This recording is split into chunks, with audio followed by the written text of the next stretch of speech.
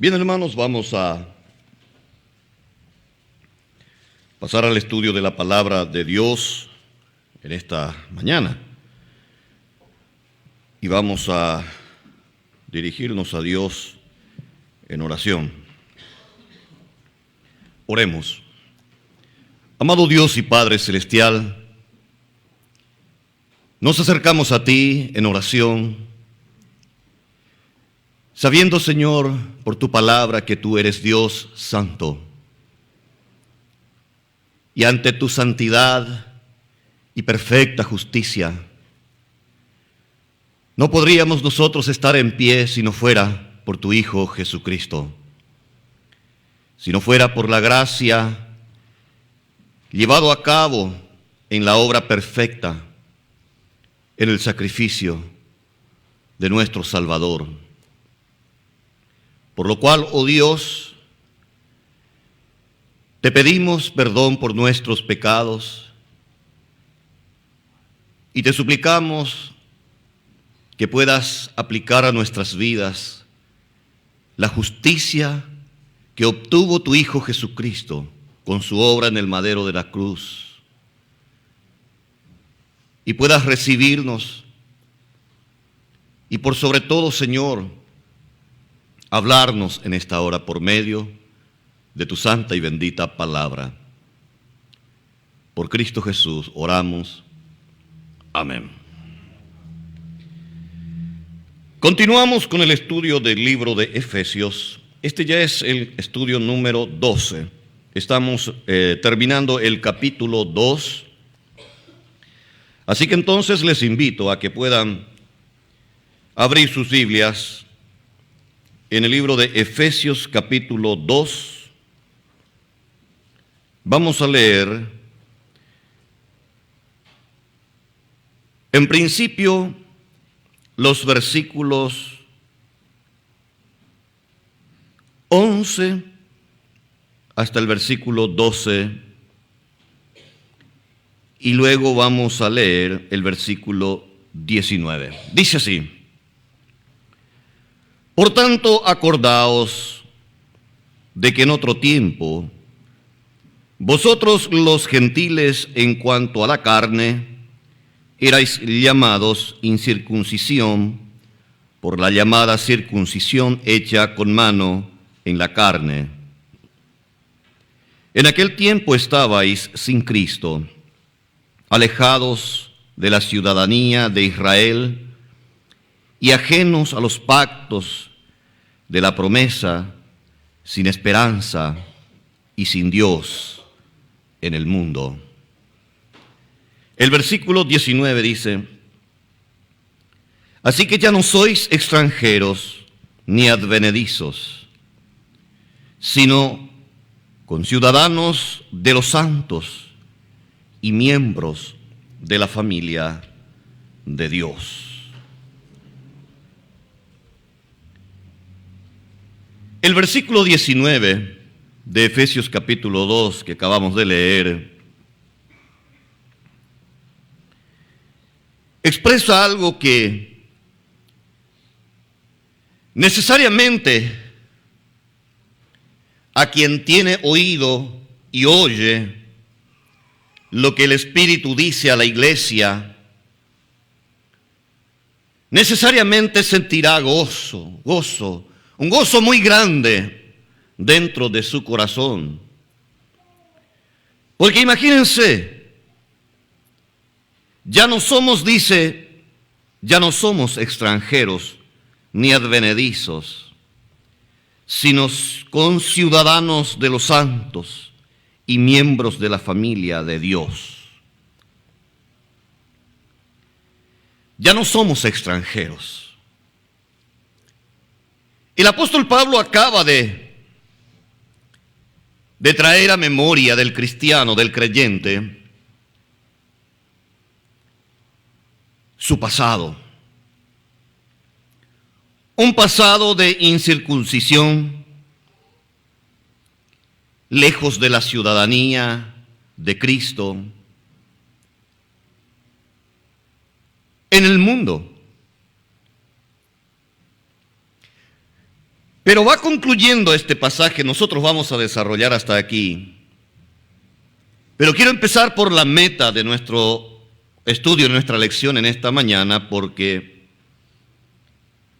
aquí es donde quiero llegar. Ahora somos conciudadanos de los santos y miembros de la familia de Dios. Esto, hermanos, es algo extraordinario. Es algo muy grande. Pero para entender lo que es grande, lo que es maravilloso, para darle verdaderamente valor a las cosas eternas, dado que lamentablemente nuestros pensamientos y nuestras miradas casi siempre se limita a lo terrenal, a lo temporal, a lo circunstancial. Y no siempre el creyente en verdad toma conciencia del valor de las riquezas que implica ser hijos de Dios, haber sido salvos. ¿Y hacia dónde vamos? Así que Pablo nos recuerda de que ya no somos extranjeros ni advenedizos, dice. La palabra advenedizo es un término que significa introducirse, posicionarse en un ambiente o en una actividad que a uno no le corresponde por capacidad. Es decir, estar en un lugar, estar en un sitio, en una posición, en un lugar, sin que nos corresponda por capacidad, sin que nos corresponda por méritos.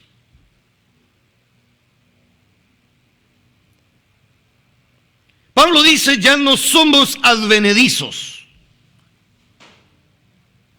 Es decir, que el cristiano tiene en Cristo una posición relevante. Tal es así que la Biblia nos recuerda en Juan capítulo 1, versículo 11 y 12, a lo suyo vino, dice, y los suyos no le recibieron. Mas a todos los que le recibieron, a los que creen en su nombre, les dio potestad de ser hechos hijos de Dios. Hijos de Dios.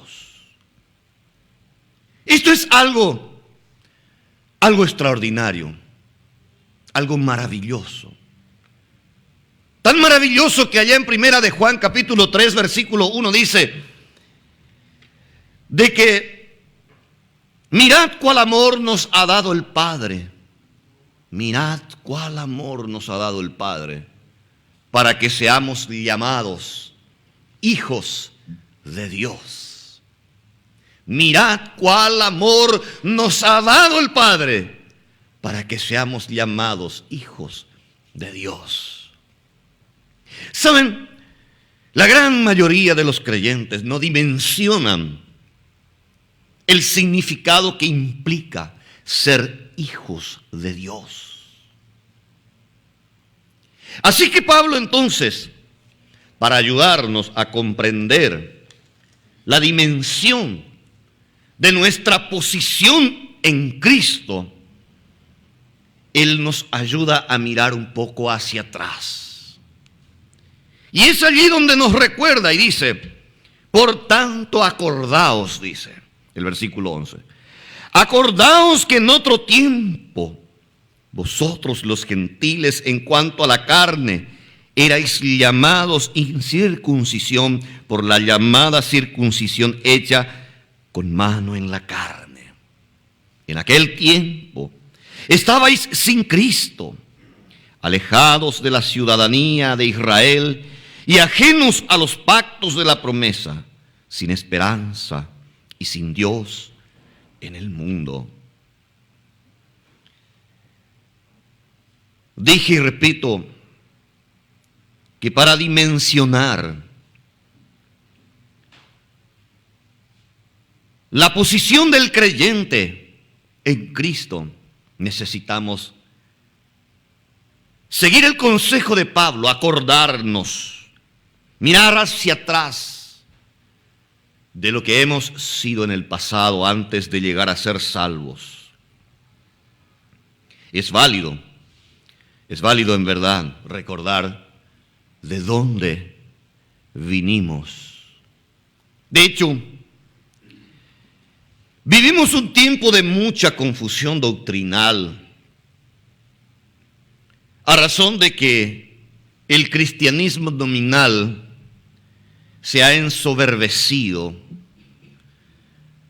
Este cristianismo sin Cristo y sin la doctrina de la Biblia se ha creado para sí mismo multitudes de doctrinas que, dicho sea de paso, ya van creo que 2 semanas que vengo insistiendo a través de los mensajes diarios sobre doctrinas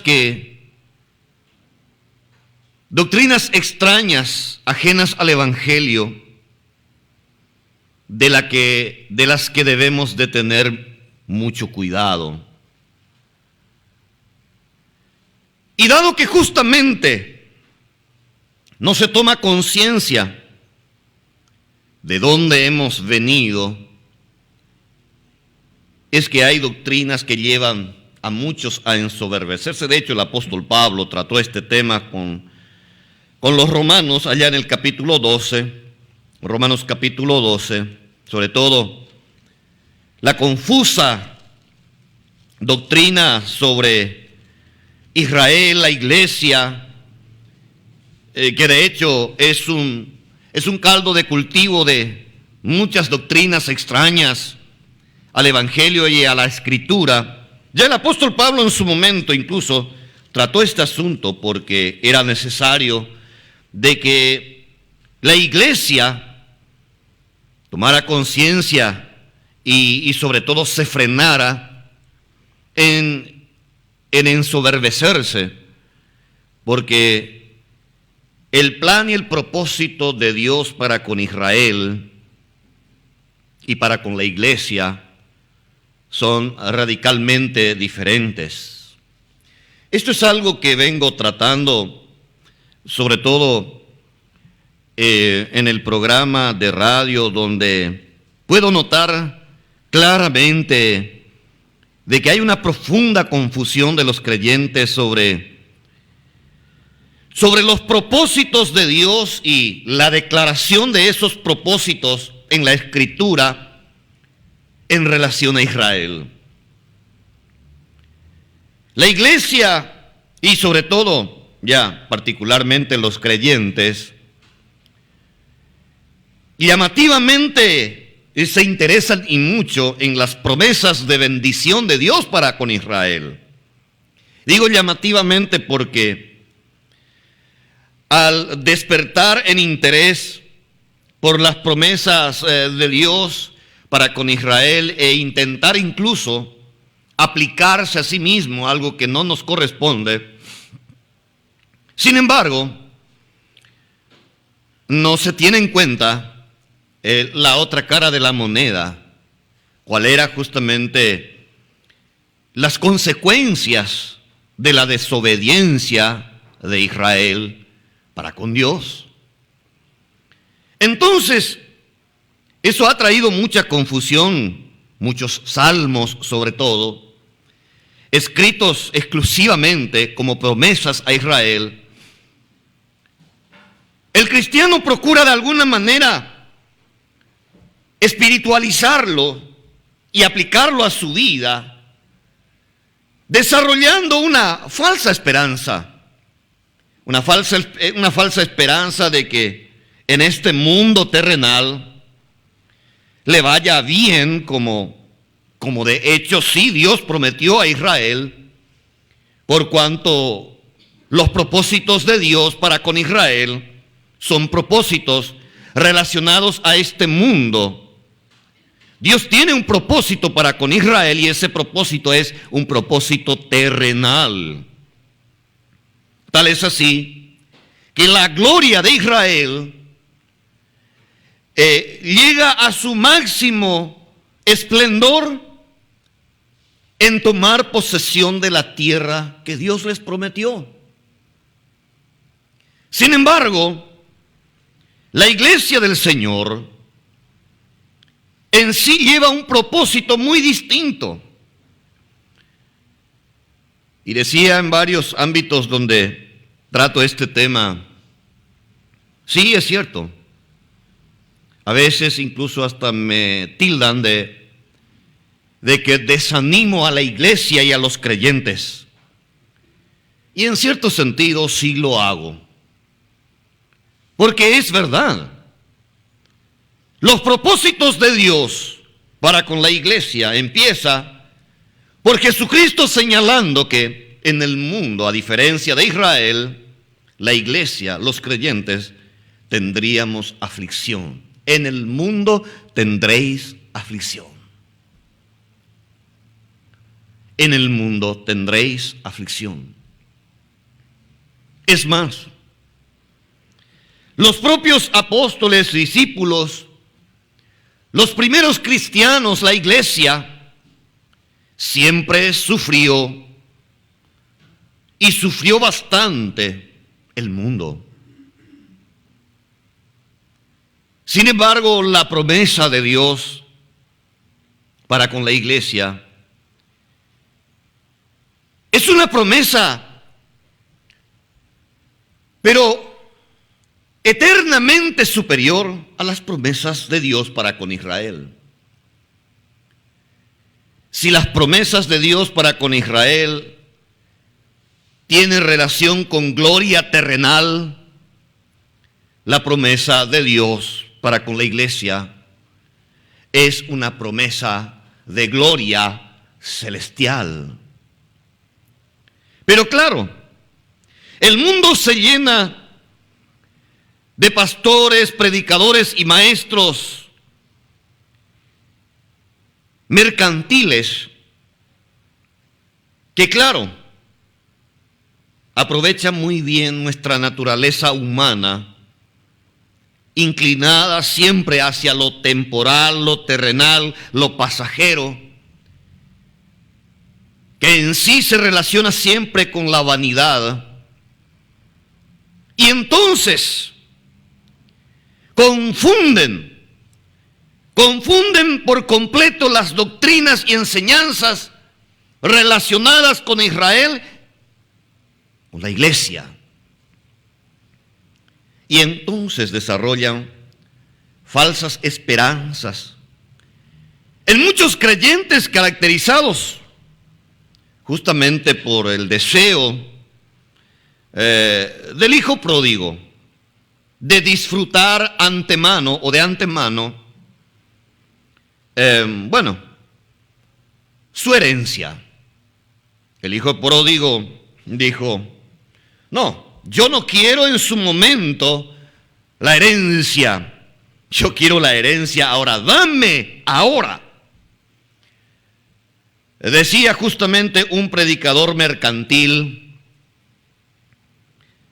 un engañador profesional llamado Benny Hinn: ¿para qué yo quiero el oro en el cielo? Yo quiero el oro aquí en la tierra. Ese es el pensamiento mercantil, el pensamiento carnal, el pensamiento que nunca comprenderá las glorias de las riquezas celestiales preparadas por Cristo. Nunca lo entenderán, nunca lo comprenderán, porque están cegados por el materialismo carnal. Y decía el apóstol Pablo, a razón de todo esto, en Romanos capítulo 11, versículo 25, dice: porque no quiero, hermanos, que ignoréis este misterio, para que no seáis arrogantes en cuanto a vosotros mismos, que ha acontecido a Israel endurecimiento en parte, hasta que haya entrado la plenitud de los gentiles.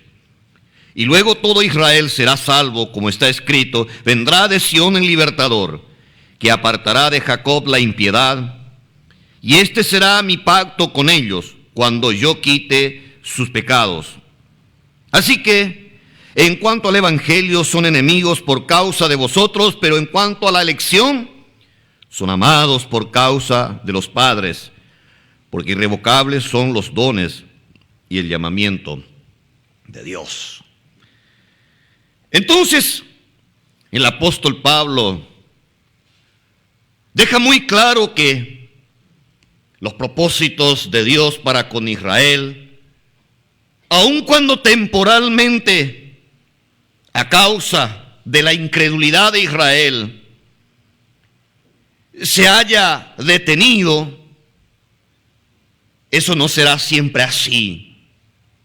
Y a pesar de que la gracia se abrió como una oportunidad y un privilegio único para los gentiles, es decir, a nosotros, la iglesia no debe de ensoberbecerse.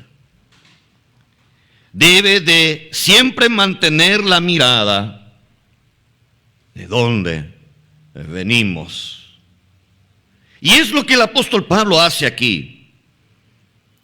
Insta a una mirada hacia atrás, para recordar de dónde hemos venido, de un mundo gentil, sin Cristo, sin Dios, enemistados con Dios.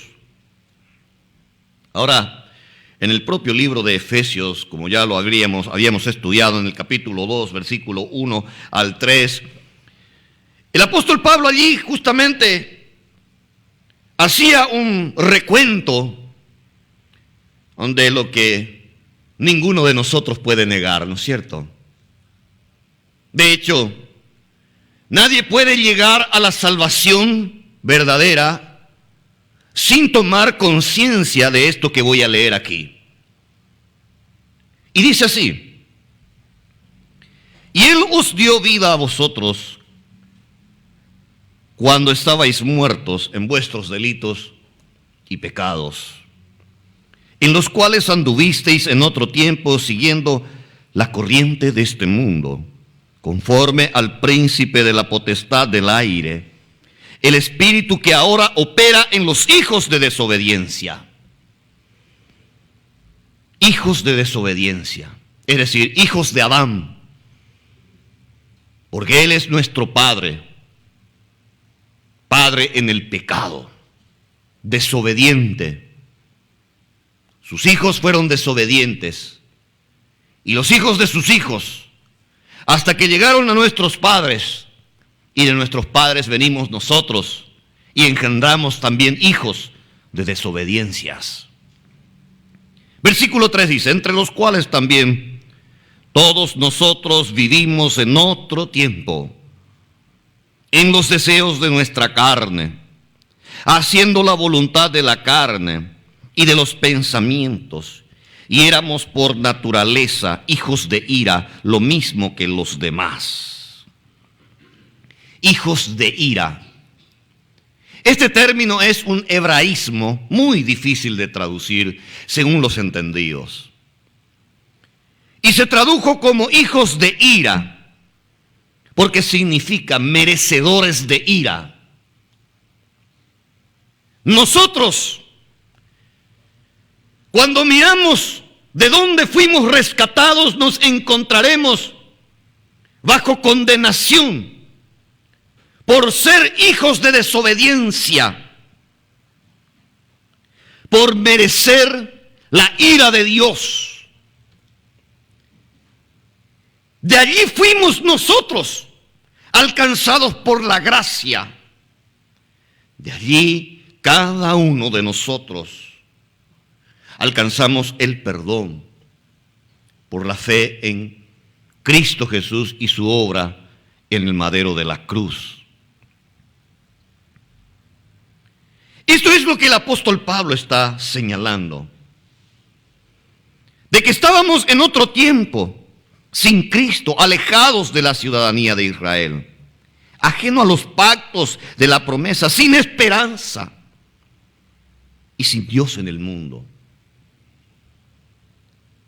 Esa es la realidad del hombre, de todo hombre, del mundo. Si no fuera por la obra de Dios en la persona de su Hijo Jesucristo en nuestro favor, no habría esperanza. Viviríamos en el mundo sin Dios y moriríamos sin Dios. Y terminaríamos eternamente en condenación sin Dios. ¿No le parece eso un hecho más que suficiente como para que su corazón se humille, se derrita, sea aplastada por la gracia? Yo creo que sí. Y es lo que el apóstol Pablo está haciendo.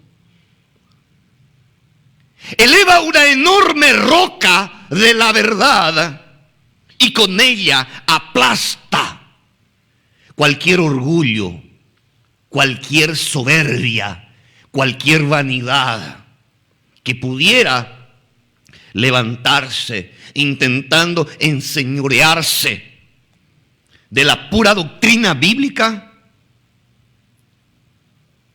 del corrompido corazón del hombre alcanzado por la gracia de Dios. Ahora, si ustedes miran, el apóstol Pablo avanza. Luego de aplastar con una enorme roca de verdad, con la verdad de la Escritura sobre nuestra realidad pasada, él dice en los versículos 13 al 16, Efesios capítulo 2, versículo 13 al 16, pero ahora en Cristo Jesús, pero ahora en Cristo Jesús. Esta oración encierra una verdad esperanzadora. Ahora en Cristo Jesús. Vosotros que en otro tiempo estabais lejos, habéis sido hechos cercanos por la sangre de Cristo. Habéis sido cercanos por la sangre de Cristo. Porque Él es nuestra paz, que de ambos pueblos hizo uno, derribando la pared intermedia de separación. ¿Quiénes eran ese pueblo? El pueblo de Israel, el pueblo judío y el pueblo gentil. En uno, las promesas, y en otro, la desesperanza. Pero intervino aquí la gracia en la persona de Cristo, y por su sangre, por su sacrificio, Él entonces derriba la pared intermedia de separación, derriba la imposibilidad. Nosotros que estábamos lejos, fuimos acercados. Y dice, aboliendo en su carne las enemistades, la ley de los mandamientos expresados en ordenanzas, para crear en sí mismos de los dos un solo y nuevo hombre, haciendo la paz. Y mediante la cruz, reconciliar con Dios a ambos en un solo cuerpo, matando en ella las enemistades. Esto es una verdad muy difícil de aceptar en ese entonces, porque el pueblo judío, el pueblo de Israel, que hasta aquí era caracterizado por las promesas del Señor y la elección como pueblo santo, Y por otro lado, el mundo gentil, en la inmundicia del pecado y en la desesperanza. Sin embargo, para el apóstol Pablo era necesario enseñar a la iglesia la supremacía y el valor de la obra de Cristo, que destrozó, abolió, rompió, derrumbó todo a su paso para abrir un solo camino. Y en ese camino encaminar a un pueblo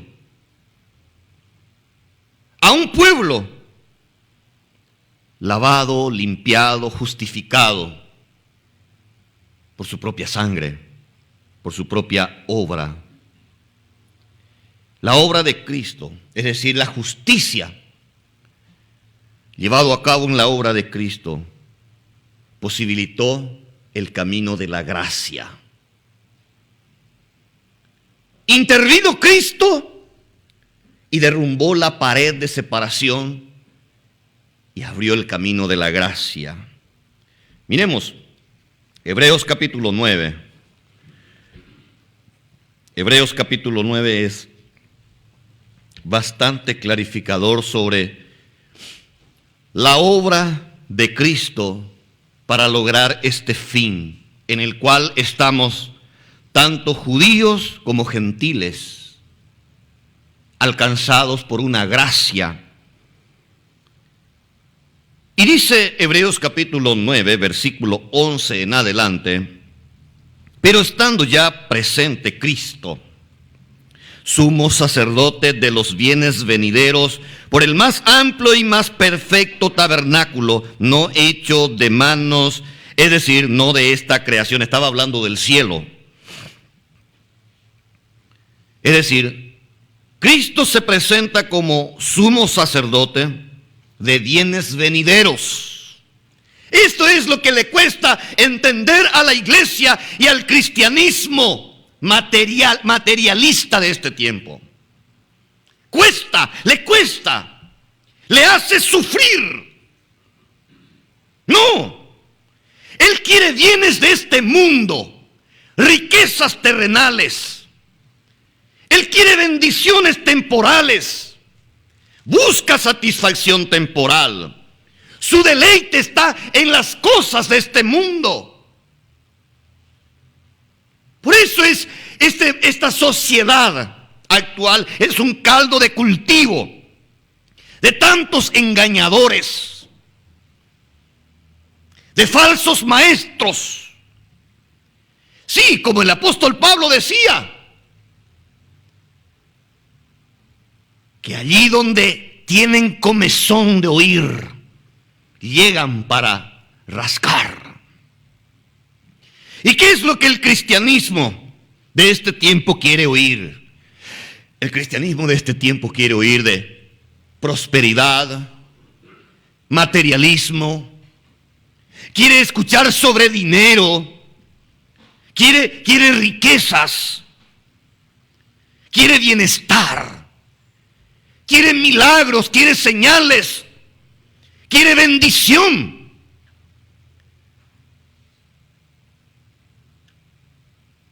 Eso es lo que quiere. Pero no, déjeme una vez más desanimarlo y desanimar a la mente carnal. Porque este sumo sacerdote, este Cristo, el Cristo de la iglesia, el Cristo de la salvación, el Cristo de la gracia,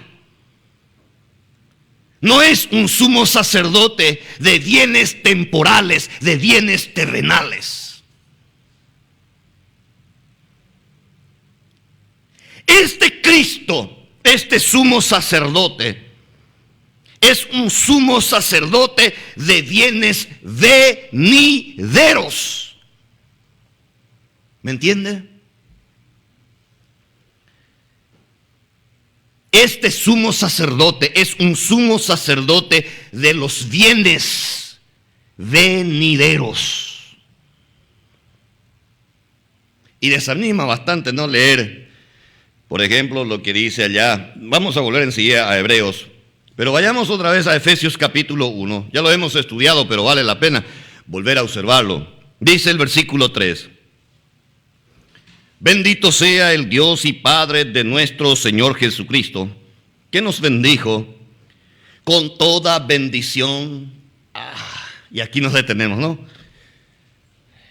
Esta es la encrucijada en el que el cristianismo nominal, carnal,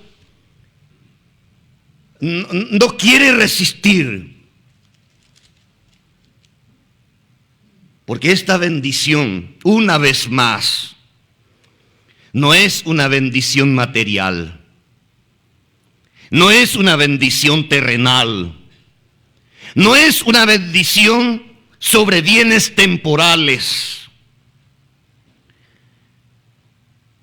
Y qué desánimo para el corazón carnal, ¿no? Porque dice de que nos bendijo con toda bendición espiritual y encima dice en los lugares, ¿dónde?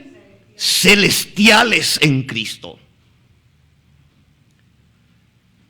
Me da pena desanimar, pero estas bendiciones espirituales no nos aguardan en este mundo. No son terrenales, no son temporales, no son sobre bienes de este mundo, sino celestiales. El cristiano, el creyente, métase eso en su mente. No está en este mundo para vivir cómodamente. No está para vivir en este mundo y ser feliz a razón del mundo.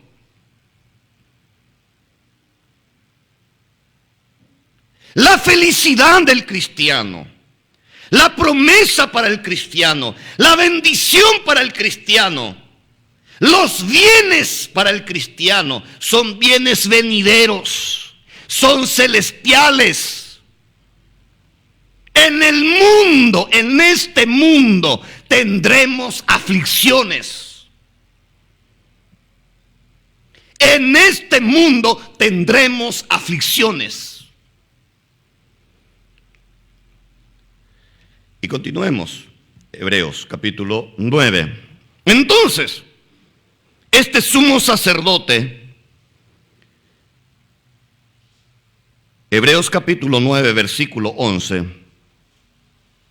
es un sumo sacerdote de bienes venideros, por el más amplio y más perfecto tabernáculo, no hecho de manos, es decir, no de esta creación. ¿A qué se refiere? Al cielo, no a este mundo. Él no es sumo sacerdote para este mundo o de este mundo. Es un sumo sacerdote de bienes venideros relacionados a un tabernáculo no hecho de manos. No obra humana, no temporal. Y sigue el versículo 12. Y no por sangre de machos cabríos ni de becerros, sino por su propia sangre.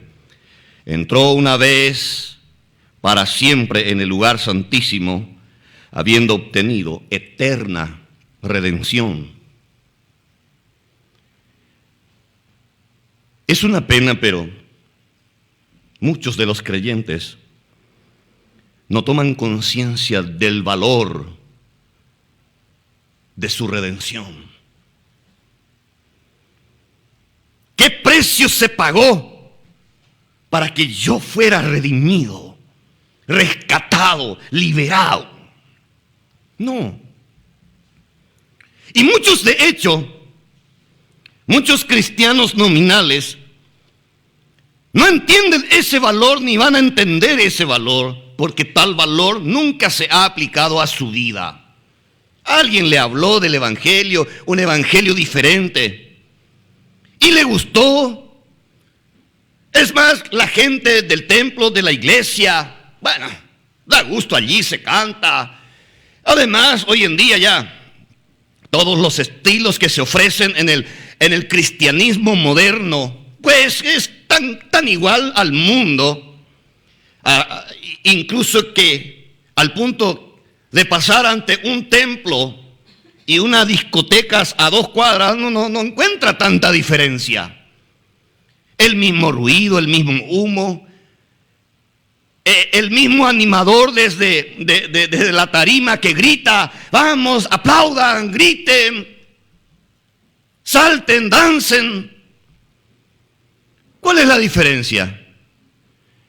La diferencia está en que en la disco son por lo menos sinceros y honestos. Y en esos antros llamados templos son hipócritas. Entonces, claro, ¿cómo entenderán el valor de la redención si nunca fueron redimidos? No, pero vivimos un tiempo de avivamiento, dicen. ¿Avivamiento de qué? ¿Dónde? ¿Dónde hay avivamiento si no se predica del pecado? No se predica sobre el infierno, no se predica sobre la necesidad de arrepentirse, de convertirse. No, nadie enseña sobre la conversión.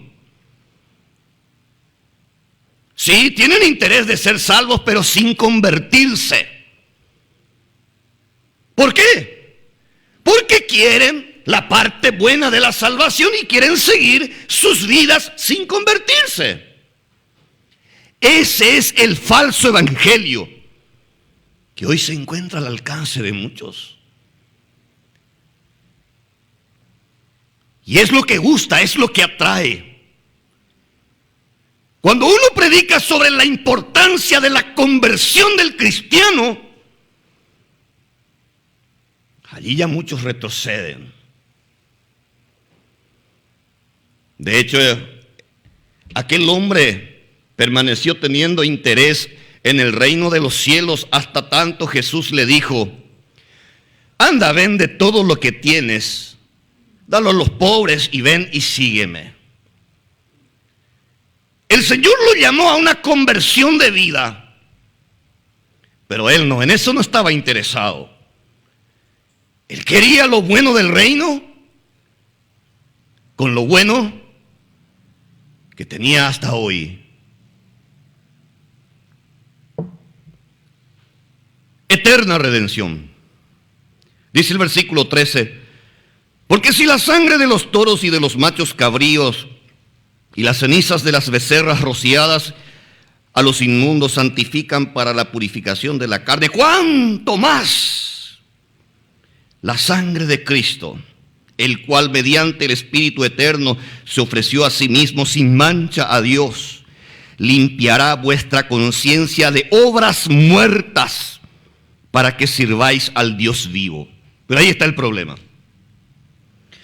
Para muchos incluso la sangre de Cristo tiene poder, tiene poder, tiene poder. La sangre de Cristo tiene poder.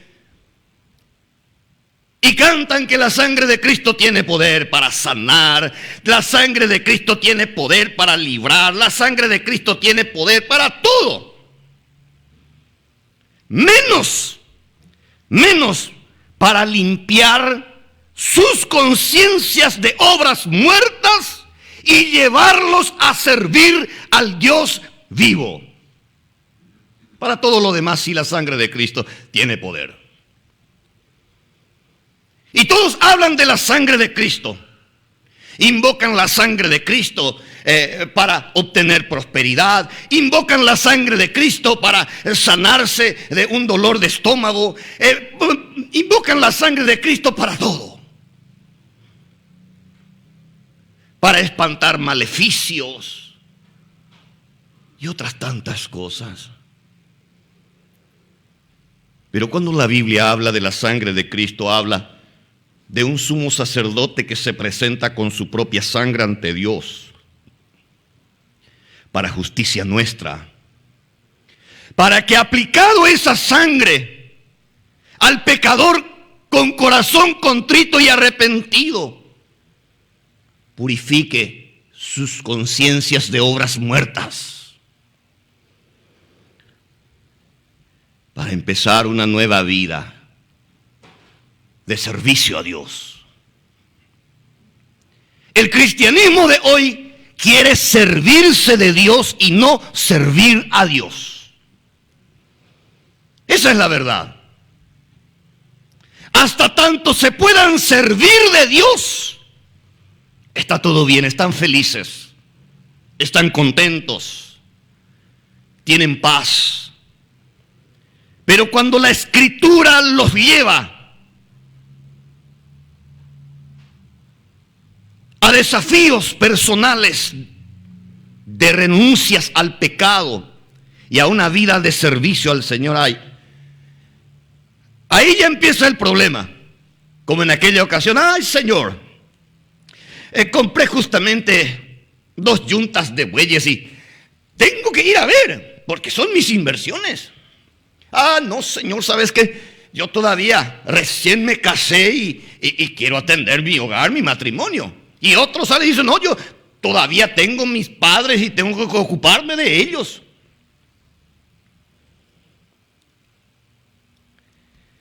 Entonces el apóstol Pablo nos recuerda aquí la experiencia en la obra de Cristo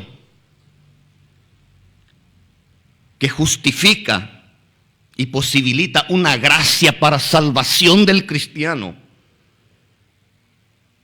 y una reconciliación con Dios, matando en ella las enemistades, dice. Ahora miremos el versículo 17 en adelante de Efesios capítulo 2 y dice: una vez hecho la obra, hay 3 etapas aquí, si ustedes no han notado, seguramente ya les habrá llamado la atención. Pablo nos recuerda la vida pasada, Pablo ahora nos recuerda la obra que Cristo hizo, y ahora una vez hecha la obra, se anuncia el evangelio, se anuncia la buena noticia, la buena nueva, y dice: y vino y anunció las buenas nuevas. Estoy leyendo Efesios capítulo 2, el versículo 17. Y vino y anunció las buenas nuevas de paz a vosotros que estabais lejos y a los que estaban cerca, es decir, a los gentiles y a los judíos. Porque por medio de él, los unos y los otros tenemos entrada por un mismo espíritu al Padre. Así que ya no sois extranjeros ni advenedizos, sino conciudadanos de los santos,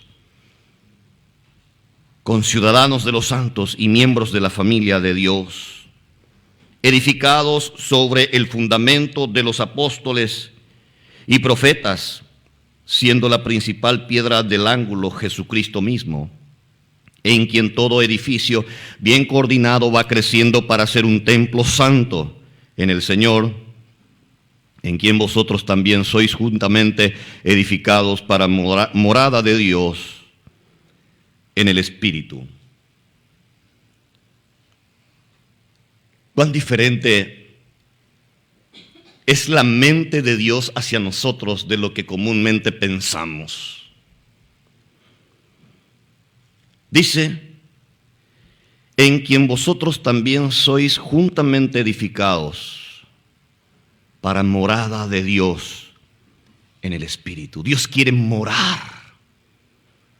Dios quiere hacer morada en el seno de su pueblo, de ese pueblo que redimió, que salvó, que rescató.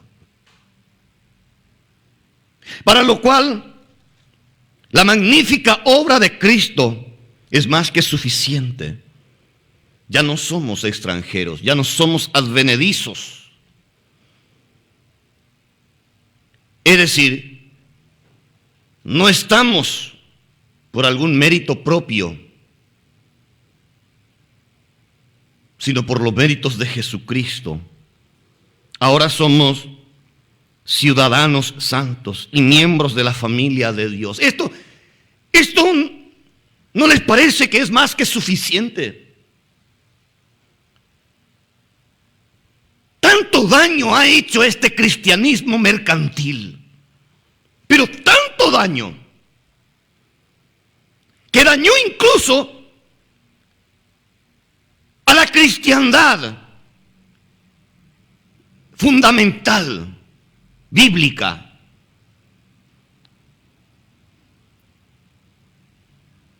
Porque la suma de los bienes venideros y la gracia que implica la salvación, como de hecho hemos visto desde el principio en el estudio del libro de Efesios, es tan inmensa la obra que Cristo hizo, al punto de que no solo fuimos amados, sino fuimos redimidos, perdonados. Y Dios hizo sobreabundar para con nosotros sabiduría e inteligencia. Reunió todas las cosas en Cristo. Y a nosotros. Pero no. La mirada del cristianismo presente está en el mundo, porque son del mundo. Por eso tienen el mundo en sus mentes y en sus corazones. Por eso aman el mundo, desean el mundo, buscan el mundo, se deleitan en el mundo.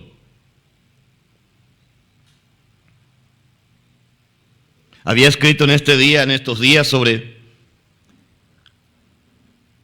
la música y el daño inmenso que produce en las mentes de muchos creyentes,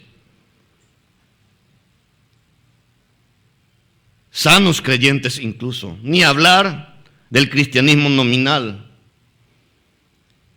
Y había mencionado a uno de los referentes de la apostasía presente, que es ese señor Marcos Witt, que tanto gusta, ¿no?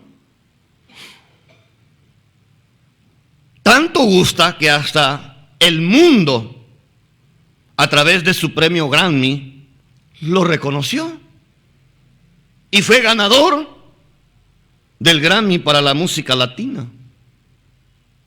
El mundo aplaudió a ese hombre, porque ese hombre está de acuerdo con el mundo y no con Dios. La Biblia advierte claramente todo lo contrario. Que debiéramos de tener cuidado cuando el mundo nos aplaude, cuando el mundo nos reconoce, cuando no tenemos problema con el mundo, entonces las cosas están mal, porque estamos bien con el mundo y no con Dios. El apóstol Pablo lleva la mirada del creyente más allá de lo temporal y le hace ver lo que implica su vida, la vida de la iglesia, que fue edificada sobre fundamentos apostólicos y proféticos, siendo la principal piedra del ángulo Jesucristo mismo. En Primera de Pedro se abunda esto, capítulo 2. Primera de Pedro, capítulo 2. Dice, exhortando el apóstol Pedro en el versículo 1, desechando pues toda malicia, todo engaño, hipocresía, envidias y todas las detracciones, desead como niños recién nacidos la leche espiritual no adulterada, para que por ella crezcáis para salvación. Si es que habéis gustado la benignidad del Señor, acercándoos a Él piedra viva, desechada ciertamente por los hombres, mas para Dios escogida y preciosa. Vosotros también, como piedras vivas, sed edificados como casa espiritual y sacerdocio santo, para ofrecer sacrificios espirituales aceptables a Dios por medio de Jesucristo, por el cual también contiene la Escritura: he aquí pongo en Sión la principal piedra del ángulo, escogida, preciosa, y el que creyere en Él no será avergonzado. Para vosotros pues, los que creéis, Él es precioso, Pero para los que no creen, la piedra que los edificadores desecharon ha venido a ser cabeza del ángulo, es decir, lo fundamental, y piedra de tropiezo y roca que hace caer, porque tropiezan en la palabra, siendo desobedientes, a lo cual fueron también destinados. Mas vosotros, dice, sois linaje real, mas vosotros sois linaje escogido, real sacerdocio, nación santa, pueblo adquirido por Dios, para que anunciéis las virtudes de aquel que os llamó de las tinieblas a su luz admirable. Vosotros que en otro tiempo no erais pueblo, pero que ahora sois pueblo de Dios, que en otro tiempo no habíais alcanzado misericordia, pero ahora habéis alcanzado misericordia. Pareciera ser que Pedro ya había leído la carta de Pablo, porque con casi similares términos expresa el ministerio de la iglesia y del creyente en este mundo. El apóstol Pablo concluye diciendo de que juntamente edificados como pueblo de Dios, como iglesia, cuando nos edificamos sobre la escritura apostólica y profética, la iglesia del Señor finalmente termina siendo morada de Dios en el Espíritu. Ya ustedes saben la triste expresión de Jesús a la iglesia de la Odisea. He aquí, yo estoy a la puerta y llamo. El que oye mi voz y abre la puerta, entraré a él y cenaré con él y él conmigo. Muchos gritan de Jesús, hablan de su sangre, hablan de su cruz, hablan de su salvación, de su bendición. Pero muchos que se llaman a sí mismos iglesias, ni siquiera Cristo está allí presente. Porque ¿qué morada puede Dios hacer en el Espíritu, en iglesias o creyentes que desprecian la Escritura, que desprecian la palabra, que desprecian los fundamentos bíblicos, que desprecian la sana doctrina, que van más bien tras pasiones y deseos carnales, llenas de vanidades y de vanas glorias? No, Él no puede hacer morada en un lugar así o en vidas así. Y la hace morada en todo aquel que invocando su nombre tiene la Escritura como base y fundamento de toda su fe. Oremos. Amado Dios y Padre Celestial, gracias por tu palabra. Gracias, Señor, porque una vez más llegas hasta nosotros con palabras que nos exhortan a vivir una vida conforme a tu voluntad, y tu voluntad precisamente para con nosotros la iglesia no es nuestro bienestar terrenal, sino celestial, donde, Señor, tú tienes todo listo y preparado en riquezas eternas y glorias venideras, para que cuando llegue el día, cada uno de nosotros, habiendo llegado a la meta, alcancemos de ti tan grande recompensa. Por Cristo Jesús, nuestro Señor, oramos.